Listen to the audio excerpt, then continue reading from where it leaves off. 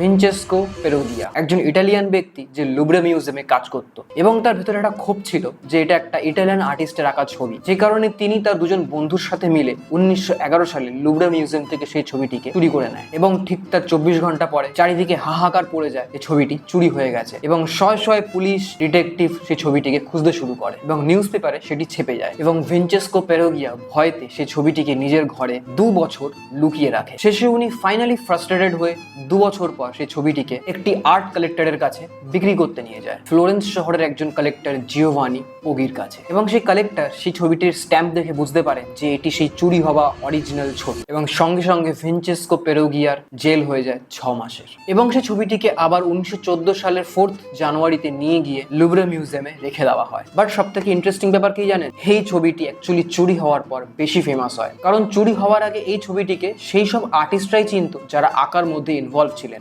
তখন এই ছবিটির দাম আরো বেড়ে যায় এবং বেড়ে $1 বিলিয়ন হয় এবং আজকে সেই ছবিটি একটি বুলেট প্রুফ কাচের ভেতরে টেম্পারেচার কন্ট্রোল জায়গাতে রাখা রয়েছে।